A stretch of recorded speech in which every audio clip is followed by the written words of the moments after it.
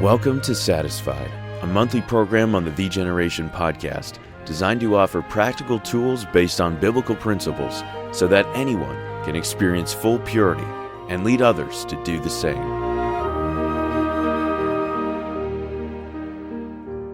Hello and welcome back to the Satisfied podcast. This is Ryan Swanson and I'm excited you've chosen to join us again on the Generation Network. We have some important content today, but I'll admit at the beginning, what was intended to be all in one episode, I've now split into two. That I guess often happens or should happen when one episode starts getting a little bit too long. This episode should be relatively brief as we just look at a couple of practical helps in this area of seen, sourced, or we may say predictable temptations. We're contrasting this with last month dealing with unsourced temptations, which we received very good feedback on that, and it seems like that was a helpful discussion. I'm glad to hear that. I want to read to you, as we get started, an email that I received back after that podcast, which I really think provides a valuable insight and illustration that will lead us into today's episode as well. So this man wrote in, and here's what he said. He said, "When you mentioned the fiery darts and the shield against them, I thought of a guided missile destroyer that is equipped with the Aegis radar system. They scan the sky in 4,096 directions at once for threats, and once identified and marked as hostile incoming, we engage with ship-launched surface-to-air interceptor missiles, moving at Mach 4 or faster.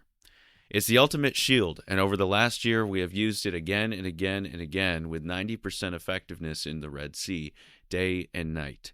It's an incredible sight to see the interceptor launch and obliterate the enemy aircraft, drones, or cruise missiles.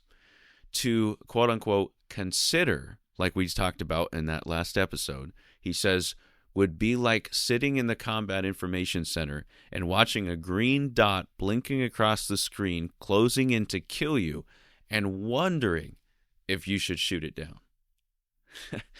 What a great insight and helpful illustration there, because it brings out another side of this, actually.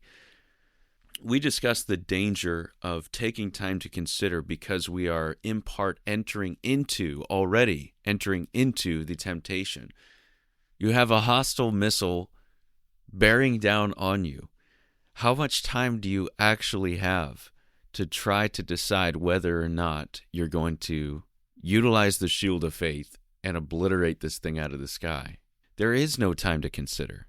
Not only would that be a compromise because we are in part entering into the temptation to consider something we ought not to and have no business considering, but we're also taking time, valuable time, delaying our counterattack, which in turn is giving the enemy those few brief seconds he needs to reach us. So that picture of the imminent threat, the time that's wasting away, helps us understand and get this idea of urgency. But honestly, I think many of us aren't there. When it comes to dealing with this area of thoughts, we do not take it seriously. There is no urgency.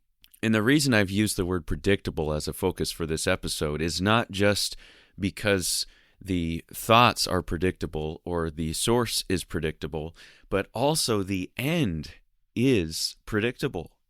And when we think we can get away with an impure thought here or there, a thought about this person we know, or maybe fantasizing about this person we don't, or perhaps dwelling in our mind on a jogger that we saw or a billboard or an impure conversation that we overheard, and entertaining occasional impure thoughts in this way, somehow many of us are okay with that and think that we can control and have a manageable issue with our thought life.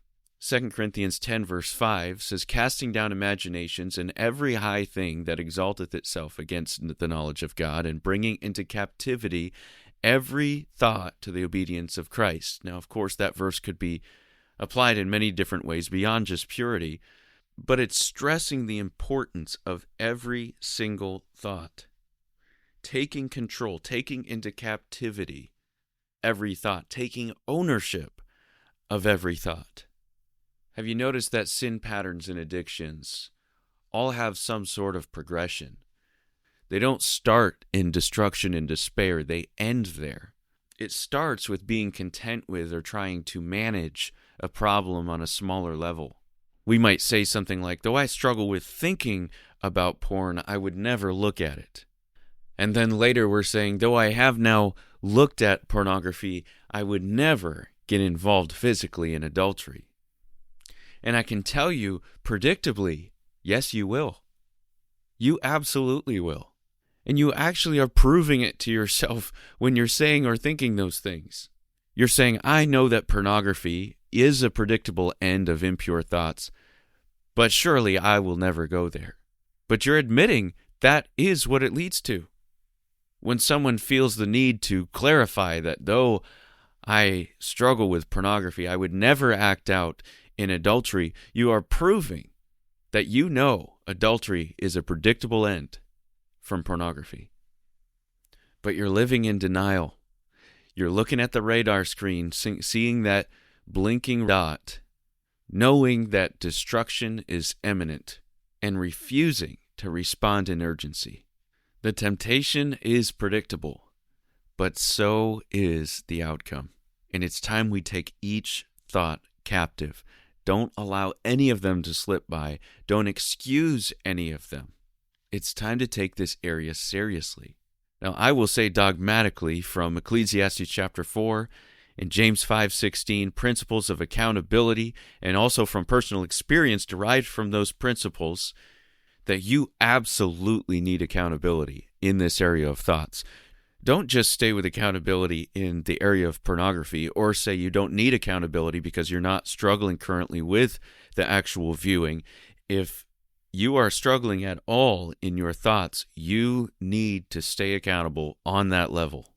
And this is another unapologetic plug for the Cord app here, because that's how we designed this thing, to take the small compromises seriously so it doesn't lead to relapse. Having an opportunity to check in at the end of a day, rate yourself in thoughts, viewing, and self-gratification, each on a scale of 1 to 10, to take every thought into captivity. This is so helpful as you're going throughout your day or laying in bed at night or whatever, and the thought pattern comes, and whereas before it would seem almost inconsequential to have a momentary indulgence in that area, but not anymore, because I am giving account. And so if I choose to even briefly give in, I'm going to have to rate that when I check in this evening. I would strongly encourage you to get accountable on that first level of the thoughts. If you have not yet joined the Cord, you can find that at thecord.app. That's our URL, thecord.app. You'll find our website there with links to download on both the Apple and Android stores. You can sign up with people you know in a group, and that is what is highly recommended. But if that's not possible for you, then you can select, and we'll do our best to find a group for you. But once again, you'll find that at thecord.app. Now, I told you this was going to be a shorter episode because we're splitting it into two, and I'm using all the self-discipline I can to hold back from getting into the second part of this discussion. It is a more recent study of mine, and I'm excited to share some things with you here that I think will be helpful moving forward. So that's it for this episode. Take the action steps that God's leading you to. Ask Him to give you the urgency that you need for taking each thought into captivity. And don't miss the freedom that comes by getting accountable on that level as we continue this journey to be less gratified and more satisfied with Jesus Christ. Thanks for joining us for this episode of the Generation Podcast. If you've been blessed or helped in any way by this episode or any other episodes, please consider sharing what God has done in your life. Your testimony could be exactly what someone else needs to take their own step out of the boat. To share your testimony, please visit thegeneration.org/testimony.